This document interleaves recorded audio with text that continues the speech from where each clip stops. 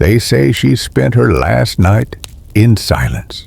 But the truth is, Marie Antoinette's final hours were filled with whispers, candlelight, and the ghost of a feast that never truly ended. Imagine this. The woman once called the Queen of France, sitting in a cell that smelled of damp straw and iron, her hair shorn, her royal name erased.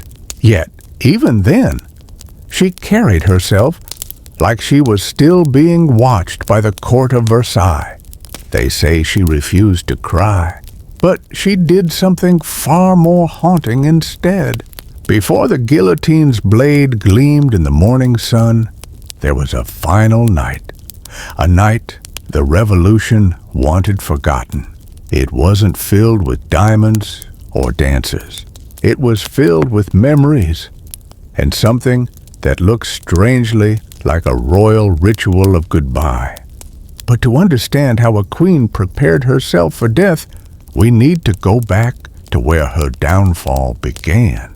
In the glittering halls of Versailles, where the feast was endless, and so was the hunger for power. Versailles, 1701. The air was thick with perfume, the mirrors never stopped reflecting gold, and the queen's laughter echoed through a palace built to impress the gods. Marie Antoinette arrived from Austria as a teenage bride, a symbol of peace between empires. But Versailles devoured symbols. It demanded performance, and she learned quickly the crown was not a gift. It was a cage gilded in etiquette. Her mornings began with ceremony. Even her clothing was a public event. A lady of honor handed her stockings. Another offered her gown.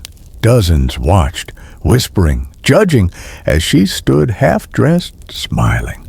And yet, beneath the powder and pearls, there was loneliness. The court adored her beauty, then despised her extravagance. When the kingdom starved, her silk gowns looked like a crime. Then came the rumors. They said she bathed in milk while peasants drank mud. They said she called herself the Austrian wolf. And when bread vanished from the tables of Paris, they gave her a line she never spoke. Let them eat cake. But her real words were quieter and much sadder. In her letters, she wrote of fear, of guilt, of sleepless nights. Still, she played her part. The queen must not tremble. Until the revolution began, the gates of Versailles fell. Crowds screamed her name, not in admiration, but in rage. And so began her descent, from the throne to the prison floor. But even as the world turned against her, she did one last thing to defy them. She refused to stop being queenly. October 15th, 1793, the night before her execution. Marie Antoinette sat in the Conciergerie, the so-called antechamber to the guillotine. Her cell was small, cold, and constantly watched by guards. She had nothing left, no jewels, no letters, no husband, only the faint sound of Paris outside, the city that had once adored her. But she did something no one expected. When her final meal was brought, a simple soup, bread, and wine, she ate slowly, deliberately, like a ghost of the banquet she once ruled over. Each bite was ritual, each swallow a farewell.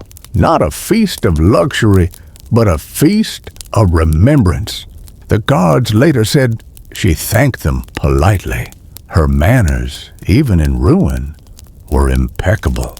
Then she took the scrap of ribbon she still had, tied her hair back neatly, not for vanity, but so it wouldn't tangle in the blade. She prayed, and when morning came, she dressed herself as though she were attending a ceremony, not her death. Witnesses said she walked to the cart with dignity, her hands bound, but her chin high. Crowds jeered, some threw insults, others watched in silence, unsure if they were seeing a monster or a tragedy. And when she reached the scaffold, she stepped on the executioner's foot. By accident, her final words were not defiance, but courtesy. "Pardon me, sir, I did not mean to do it." Then the crowd roared, and the Queen's final feast of memory, of sorrow, of dignity came to an end.